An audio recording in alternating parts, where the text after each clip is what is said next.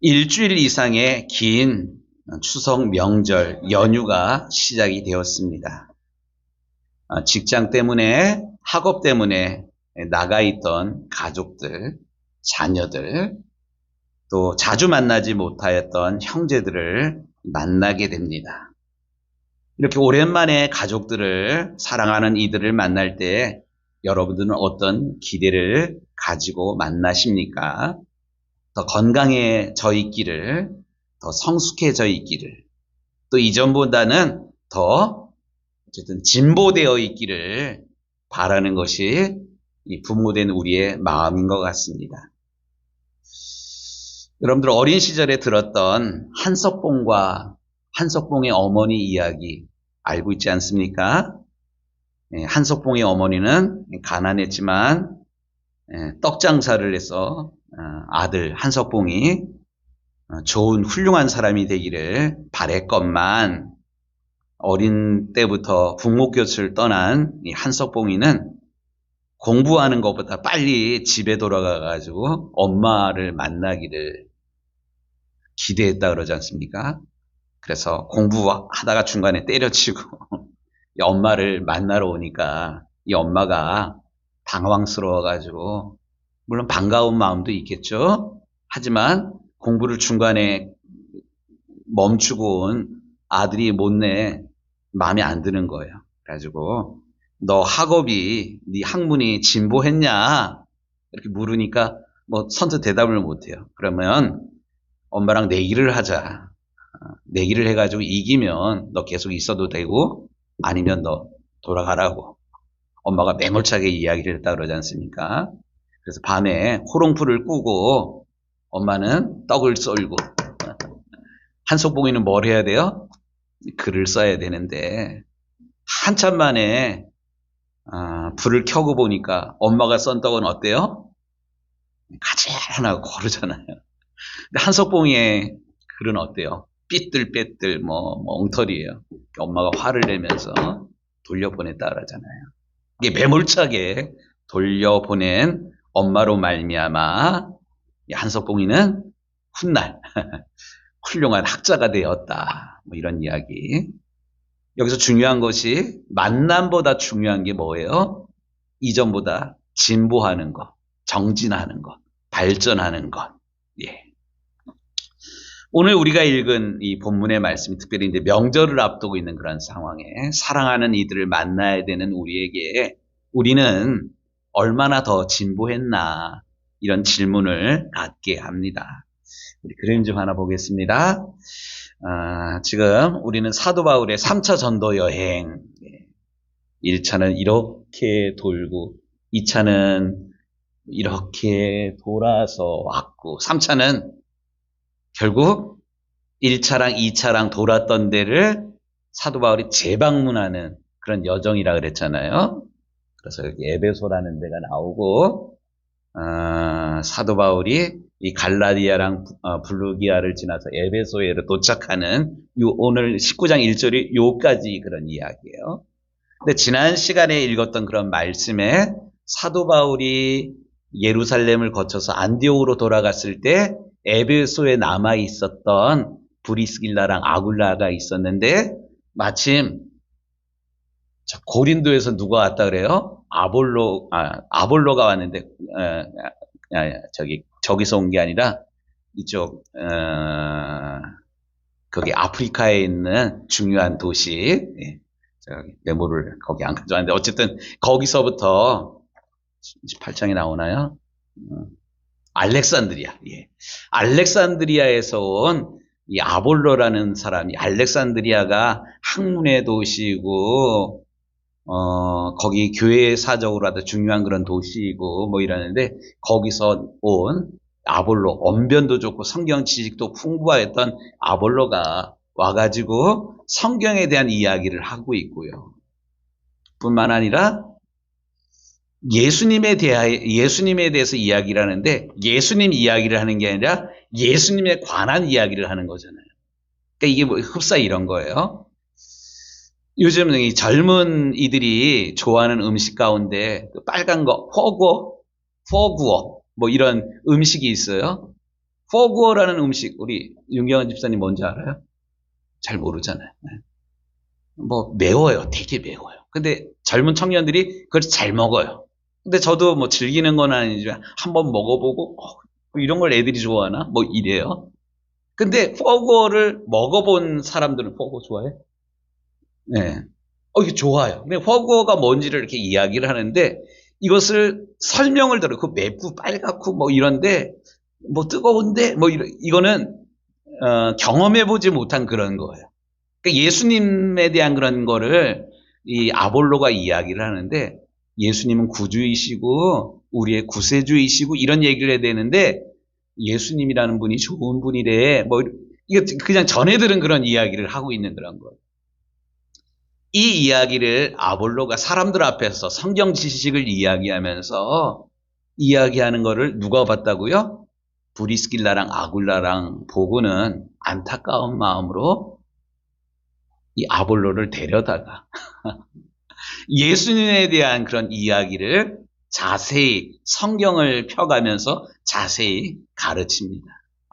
여기에 참 저는 브리스길라랑 아굴라랑 참 대단한 사람이라고 생각합니다. 우리 같으면 지도자가 조금만 잘못해도 사람들 앞에서 그게 뭐냐고 막 야단을 치고 면박을 주고 창피를 주고 막 이러는데 브리스길라랑 아굴라랑 안 그랬어요. 가만히 아볼로를 데려다가 이렇게 가르치니까 깨우쳐 주니까 결국 이 브리스길라랑 아굴라를 통해서 이 아볼로가 이 고린도로 갑니다. 고린도로 가가지고 아주 놀라운 영향력을 펼치게 됩니다. 그러니까 고린도 교회가 부흥하는데 이 잘 준비된 또 학식과 지식과 또 여러 가지로 갖추어진 데다가 예수 복음으로 채워진 아볼로가 아주 대단한 그런 일들을 해요. 이런 일들이 있은 상태에 오늘 19장에 넘어와 가지고 이렇게 오늘 말씀이 진행되고 있습니다. 아볼로가 고린도에 있을 때 아볼로는 고린도로 떠난 그런 상황이에요. 바울이 윗지방으로 다녀 이 갈라디아랑 부르기아 이 지역을 다 다녀서 어디 왔대요? 에베소로 오게 됩니다. 에베소에 이르렀을 때 이 에베소는 사도 바울이 2차 전도 여행 마치고 예루살렘으로 안디오로 돌아가기 전에 잠깐 머물렀던 그런 도시에 오래 머무르지 않았었거든요. 그런데 그 사이에 그 브리스길라랑 아굴라를 통해서 여기 교회 공동체가 형성이 돼 있었고요. 또 오랜만에 돌아온 이 사도 바울이랑 이 고린도교의 에베소 교회 교인들이랑 만났습니다. 이 만나면 이야기를 나눠야 되잖아요. 이야기를 나눠야 되는데 2절에 이 사도 바울이 에베소 교인들에게 묻습니다. 뭐라고 묻느냐? 너희가 믿을 때 성령을 받았느냐?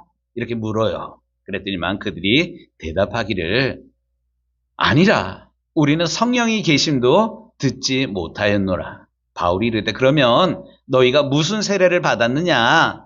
대답하되 요한의 세례니라. 바울이 이르되 요한이 회개의 세례를 베풀며 백성에게 말하되 내 뒤에 오시는 이를 믿으다 하였으니 이는 곧 예수라 하거늘 그들이 듣고 주 예수의 이름으로 세례를 받으니 바울이 그들에게 안수하네 성령이 그들에게 임함으로 방언도 하고 예언도 하니 모두 12사람쯤 되니라. 이런 말씀이 오늘 우리가 읽은 본문 가운데 전개되고 있습니다. 중요한 것은 오랜만에 믿음의 사람이 만나가지고 이야기를 하는데 믿음의 사람이 만나서 이야기하는 게 요즘 날씨가 어때? 요즘 정치가 어때? 나라가 어때? 이런 얘기를 하질 않는 거예요. 만나가지고 신앙적인 그런 이야기를 합니다. 신앙적인 이야기 그게 뭡니까? 너희가 믿을 때에 성령을 받았느냐? 이런 영적인 대화를 나누게 됩니다. 그러니까 그들이 우리는 성령이 계심도 듣지 못하였다. 이런 대답을 하게 되니 사도 바울이 무척 마음이 아팠어요. 무거웠어요. 여기서 오늘 이들의 사도 바울과 에베소 교회 교인들의 대화를 들으면서 우리가 가늠할 수 있는 게 깨달을 수 있는 게 있어요. 그게 뭐냐면 믿음도 단계가 있다는 그런 사실이에요. 우리가 신앙생활 하는데 맨 처음에는 교회 안 나오는 사람 억지로 데려다 놓는 게 우리가 전도 다 했다라고 생각을 하는데 그거 아니에요. 예배당에 출석한 그런 게 전도한 것이 아니라 믿음이 자라나야 돼요. 맨 처음에는 예배 출석하는 것도 어려웠던 그런 사람이 또 언젠가 은혜를 받고 교회의 일들을 봉사를 하게 되고 헌신도 하게 되고 또 다른 사람을 또 주님께로 인도하는 이 신앙의 그런 단계들이 있다는 그런 사실이에요. 신앙의 단계가 초급 단계, 중급 단계, 고급 단계. 그런데 우리가 앞에서도 살폈지만 아볼로라는 그런 사람도 성경 지식이 풍부했지만 언면도 있었지만 믿음의 단계가 앞으로 나아가지를 못하고 있었던 안타까움이 있었습니다. 세례를 받긴 받았는데 그 세례를 요한의 세례로만 알고 있었어요. 또 예수님을 알고 예수님을 믿은 것이 아니라 예수님에 관하여 알고 있었고 이게 단지 지식으로 알고 있는 그런 정도였습니다. 그래서 사도 바울이 물어요. 그럼 너희가 믿을 때에 세례를 받았는데 그 세례는 무슨 세례냐? 그랬더니 요한의 세례라 그래요. 요한의 세례. 여러분들 다 세례 받으셨잖아요. 우리 유정교회 성도들은. 우리 김동환 성도님도 세례를 받으셨는데 뭐 여러 번 받았다고 이런 얘기를 하니까 막 당황스러웠어요. 제가 그 얘기를 들을 때. 군대 가면 세례 여러 번 받아요. 초코파이 준다 그러니까. 그런데 세례는 한 번만 받아도 사실 돼요. 그런데 세례를 한 번 받았다, 두 번 받았다, 어느 교회에서 받았다가 중요한 것이 아니라 세례의 의미를 알고 받아야 돼요. 세례를 받는다는 것은 여러 가지 의미로 설명을 할 수 있는데 먼저 제일 중요한 게 죄를 씻는다는 그런 의미. 씻는다. 우리가 어린 시절에 밖에서 놀다가 해질녘에 엄마가 집에 와라 밥 먹으라 그러면 집에 와가지고 밥도 먹습니까? 제일 먼저 뭐 해요? 손부터 씻잖아요. 세상에서 살다 보면 세상은 전쟁터예요. 말씀대로 살려고 그러는데 이게 사실 안 돼요. 치열한 경쟁 속에 살다 보면 참 어려운데 알고도 짓는데 모르고도 짓는 그런 많은 죄악들이 있습니다. 예배당 오면 제일 먼저 뭘 해야 되냐면 죄를 씻어야 돼요. 그래서 지금도 이런 전통이 천주교에는 남아있는데 천주교인들 성당 들어갈 때 제일 먼저 뭐 하는 것 같아요? 뭐 입구에 성문에 이거 절하는 것보다 더 중요한 게 성소에 예배당 들어가면서 이렇게 찍어가지고 뭐 이거 이렇게 하잖아요. 텔레비전에 많이 보잖아요. 왜 물을 찍어요? 이걸 할까요? 씻는다라는 그런 의미예요. 그래서 세례라는 그런 의미의 첫 번째 의미는 죄를 씻는다. 이런 의미예요. 또 두 번째는 과거와의 단절이에요. 과거의 단절. 이 세례의 근원은 사실 저는 이렇게 보는데 이스라엘이 출애굽할 때 홍해를 건너잖아요.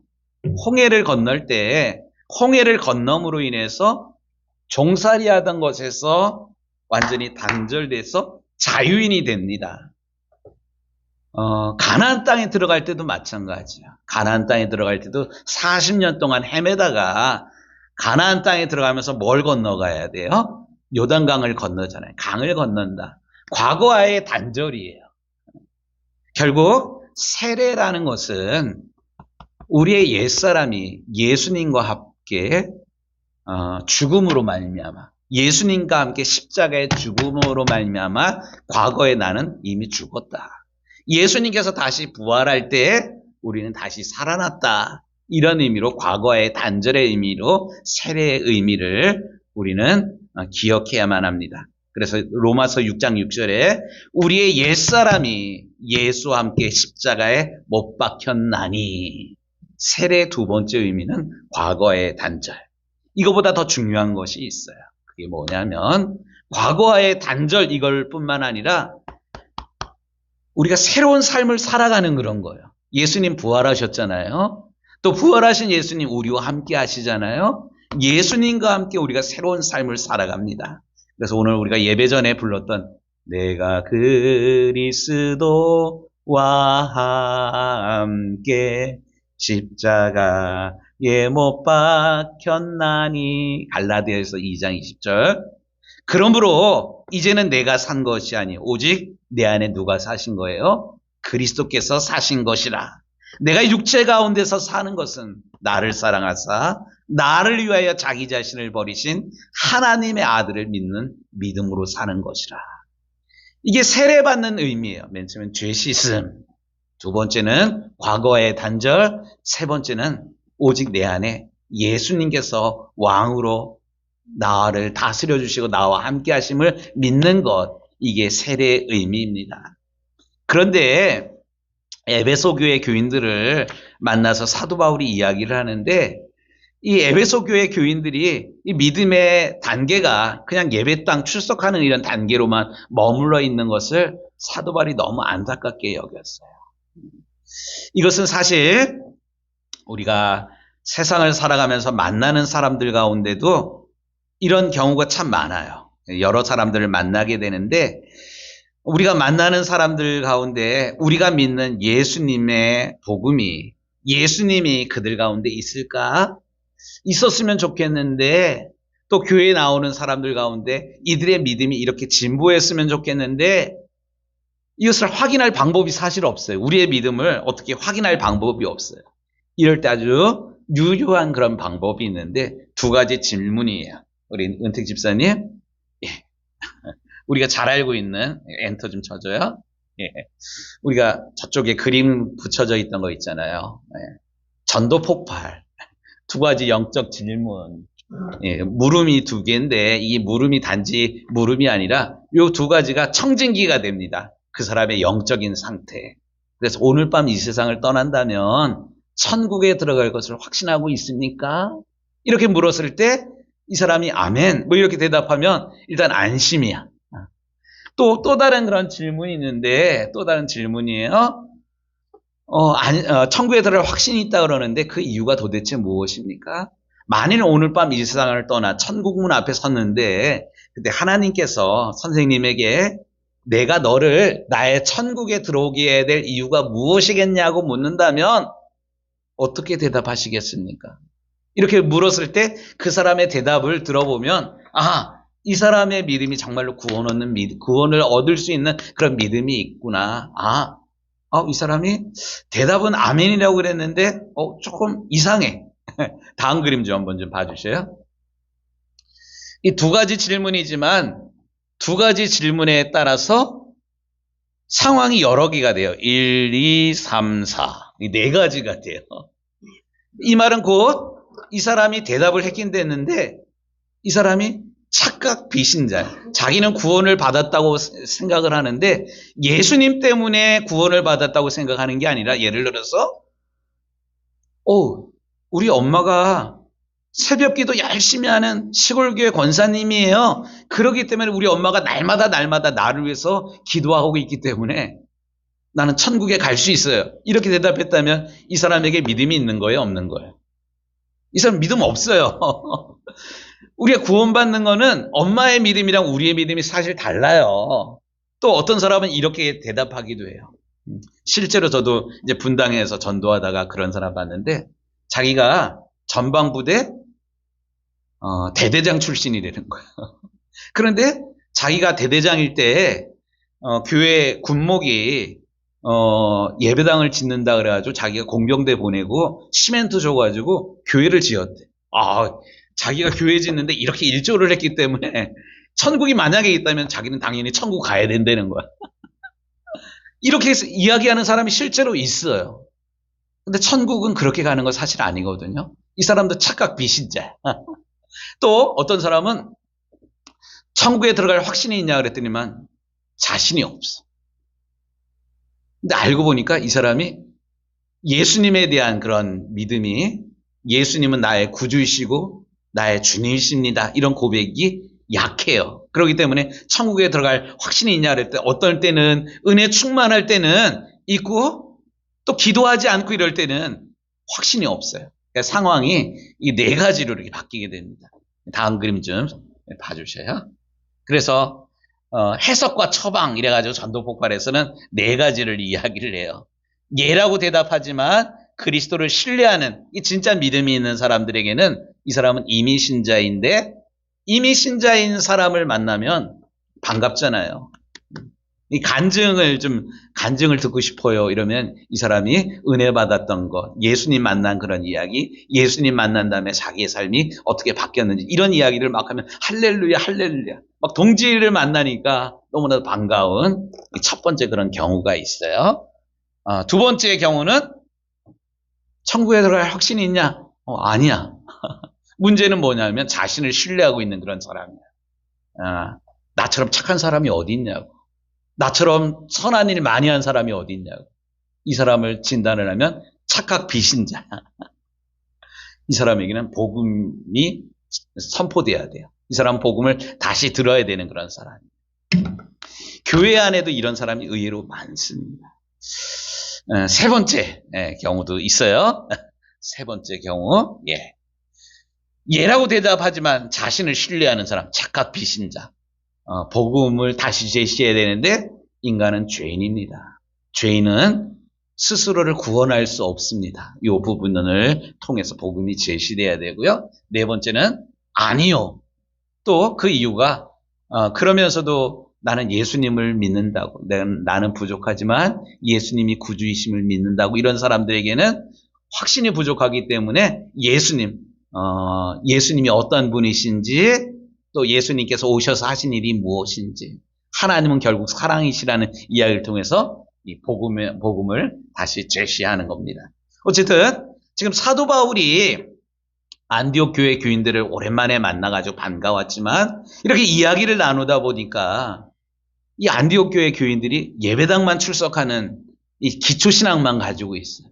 그래서 세례에 대한 그런 이야기를 통하여서 이미 우리는 하나님의 사람이고 또 하나님의 사람에게 하나님께서 약속하신 것에 대한 것들을 구체적으로 설명하면서 이들에게 믿음을 다시 심어주고 있습니다. 3절 말씀에 보니까 사도 바울이 이런 이야기를 합니다. 바울이 이르되 그러면 너희가 무슨 세례를 받았느냐? 대답하되 요한의 세례입니다. 이러면서 바울이 요한이 회개의 세례를 베풀며 너희에게 말하되 내 뒤에 오시는 이를 믿으라 하였으니 이는 곧 예수라 하거늘. 성경 말씀을 이렇게 보니까요. 고린도전서 12장 3절에 보니까 성령이 아니고는 예수를 주라고 신할 수 없느니라. 이런 말씀이 나와요. 예수님을 나의 구주라고 고백하는 그 자체가 이미 그에게는 성령님이 함께하고 있다는 그런 증거입니다. 이런 믿음이 어디서 생겼을까요? 이 말씀을 자꾸 듣다 보면 이런 믿음은 생겨나게 됩니다. 그래서 우리가 말씀을 많이 들어야 되는 이유가 말씀을 듣다 보면 말씀을 통해서 믿음이 생겨요. 믿음은 어디서 생긴다고요? 들음에서 나며. 우리 유정교회 성도들이 지금 새벽 기도 나오는 게 좀 어렵지만 하루 시작하면서 분주에도 공동체 성경 읽기, 오늘 마태복음 13장, 14장 말씀 읽었지 않습니까? 자꾸 이렇게 듣다 보면 말씀을 통해서 믿음이 생겨나고 믿음이 자라날 수밖에 없습니다. 말씀은 그냥 소리가 아니라 말씀은 권능이고요. 하나님의 말씀이고요. 그 말씀을 통해서 우리의 믿음이, 우리의 영이 살아날 수밖에 없습니다. 근데 믿음은 자꾸 들어야만 합니다. 듣다 보면 믿음이 생기고 확신이 생기고 이 확신 가운데 예수는 나의 주님이라고 그리스도라고 고백하는 이 경지에까지 단계까지 이르게 됩니다. 이런 고백을 할 수 있다는 그 자체가 이미 성령이 우리와 함께 하신다는 그런 증거입니다. 사랑하는 우리 유정교회 모든 성도들, 예수가 나의 구주이시고 예수가 나의 주님이심을 여러분들 믿으시고 이것을 고백하며 하나님 말씀 가운데 거하게 되기를 우리 주님의 이름으로 축복합니다. 로마서 10장 10절에 사람이 마음으로 믿어 의에 이르고 입으로 시인하여 구원에 이르느니라. 그들이 믿지 않은 이를 어찌 부르리요? 듣지도 못한 이를 어찌 믿으리요? 전파하는 자가 어찌 들으리요? 보내심을 받지 아니하였으면 어찌 전하리요? 기록된 바 좋은 소식을 전하는 자들의 발이여 함과 같으니라. 우리 사랑하는 우리 유정교회 식구들, 이번 명절에 자녀들 만나고 가족들을 만났을 때 물론 여러 가지 이야기할 수 있어요. 경기가 좀 회복이 되느냐, 사업이 잘 되느냐, 공부 잘하느냐, 이런 이야기도 물론 나눌 수 있지만 우리가 궁극적으로 나눠야 되는 게 우리에게 있는 소망에 관한 이유를 함께 나눠야 돼요. 그 소망에 관한 이유가 다른 이로서는 구원을 받을 수가 없습니다. 우리에게 구원을 받을 만한 다른 이름을 하나님께서는 주신 적이 없는데 그 우리를 구원하는 이가 오직 유일하신 우리 주님 예수 그리스도임을 믿을 뿐만 아니라 이 예수 그리스도를 믿음으로 우리 온 가족들이 함께 구원받기를 꿈꾸면서 예수 복음을 전하는 우리 유정교회 모든 성도들이 되기를 원합니다. 그런데 예수 믿으라고 그렇게 강압적으로 해서는 사실 안 돼요. 여기는 사실 지혜가 필요해요. 우리가 가족들이 예배를 드려야 되는데 예배 드리지 않고 절을 한다고 우상에게 절할 음식 난 안 만들어 이런다고 우리가 제사장도 차리지 않고 손만 이렇게 팔짱을 끼고 있으면서 우리가 예수 복음 전한다는 거 가능할까요? 불가능할까요? 이게 불가능해요. 사실 귀신이 와가지고 음식 먹는 건 아니에요. 결국 그 음식 누가 먹어요? 사랑하는 가족들이 먹는 거예요. 나는 절하지 않지만 사랑하는 가족들을 기쁘게 하기 위해서 음식 나눌 수 있도록 내가 음식 장만한다는 그런 마음으로 열심히 음식도 장만하고 또 조금 더 일찍 가서 사랑으로 섬기면서 우리가 예수님 사랑을 예수님의 은혜를 나눠주고 또 예수 믿어야 된다라는 그런 기도하는 마음으로 예수 복음을 전할 수 있는 우리가 되기를 원합니다. 그 사도 바울이 지금 하고 있는 게 그거예요. 니네 왜 그것밖에 안 돼? 니네 왜 믿음이 그 수준밖에 안 돼? 이렇게 타박한 그런 것이 아니라 아볼로를 브릭스길라랑 아굴라랑 정말로 공경하는 마음으로 그들을 인정하는 마음으로 가만히 주의 복음을 전하였던 것처럼 사도 바울이 이렇게 하고 있는 거예요. 이렇게 조근조근 사도 바울이 너희가 요한의 이름으로 세례를 받았지만 요한이 내 뒤에 오시는 이를 믿으라고 한 그분이 바로 예수님이다. 이러면서 그들이 예수님을 믿고 고백하게 할 때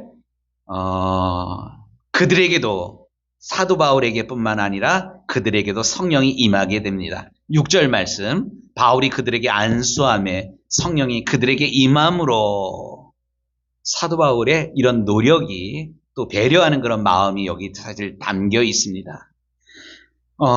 사도 바울은 이렇게 그들의 믿음을 온전한 예수 복음으로 세웠을 뿐만 아니라 복음을 전하였다. 이걸로 끝나질 않습니다. 8절 말씀에 바울이 회당에 들어가 석 달 동안 담대히 하나님의 나라에 관하여 강론하며 권면하되 예수 복음을 전하면서 이들의 믿음을 확신 가운데 세웠을 뿐만 아니라 끊임없이 석 달 동안 그들과 가까이 머물면서 하나님 나라에 대해서 강론하게 됩니다. 근데 모든 사람들이 사도 바울의 말을 듣고 다 예수를 믿었던 것은 아니에요.